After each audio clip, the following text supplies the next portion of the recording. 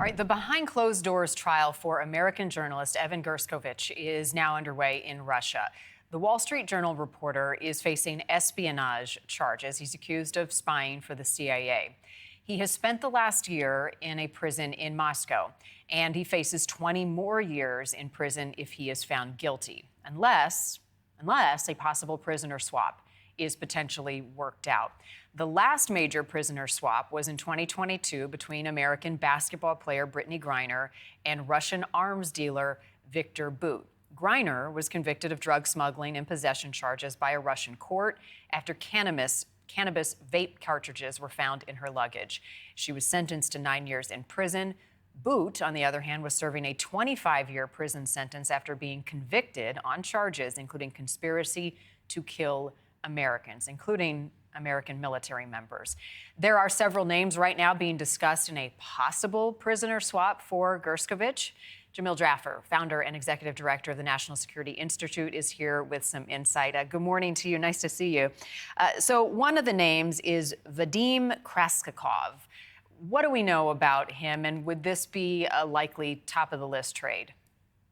Oh, I think so. Vladimir Putin actually mentioned Mr. Krasikov in an interview with Tucker Carlson back in January, suggesting he might be trade bait. He murdered a Chechen national, Chechen dissident in Germany. He's been convicted of murder and sentenced to a life sentence. He shot the guy dead in broad daylight. So clearly a bad guy. He's an FSB operative, a colonel in the FSB. That's the Russian security service. So he's probably at the top of the list, Marnie, and the kind of people that the Russians are going to want to trade for Evan Gershkovich, for people like Paul Whelan, who's also been held in Russia for a long time, Ksenia Karelina, a ballerina here in the United States that was recently convicted of trying to help Ukraine as well. So a number of Americans being held in Russia where they're trying to extract concessions from us and these other individuals that are in American prisons. Another name, and you brought this to our attention, is Vladislav Klyshin. Who is he, and what has he done and is accused of?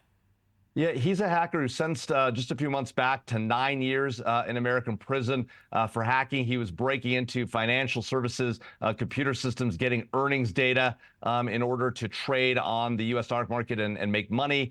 And so, look, a lot of these folks, like Krasikov, like Klyushin, they're both convicted in fair court proceedings. They're convicted of actual real crimes, unlike Paul Whelan, unlike Evan Gershkovich, unlike Ksenia Karelina, who are all being charged with trumped-up claims. Same thing with Brittany Griner, right? I mean, we ended up trading Brittany Griner, convicted on a minor drug charge, for what ultimately is a very bad man, Viktor Bout, Russian arms dealer, sentenced to many, many years in American prison for spreading Russian weapons around the globe.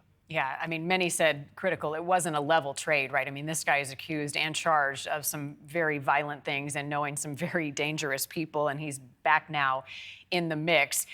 Does Evan's case, because he's an American journalist, put more pressure on a swap right now? And how likely is it that these three individuals that you mentioned could be included in it, or might it just be Evan?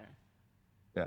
Look, Vladimir Putin is smart. When he has his team arrest people and put them in on these trumped-up charges, he knows what's going to resonate with the American people, or his people do. He recognized that Brittany Griner would become a political football. He was right about that. He was right about Evan becoming a political football, in part because he's a journalist and he knew what he was doing. You know, the Russians are going around the world and they're doing all sorts of activities that are really problematic. You know, just about a month ago, or just this past month, in fact, a couple Russian nationals arrested in Germany for two Russian nationals, dual Russian German nationals were arrested for threatening American military bases. That's a few months back.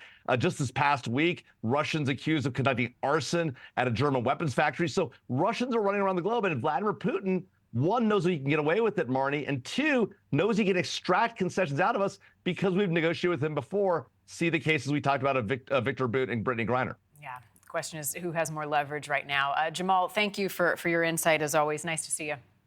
Thanks, Marnie.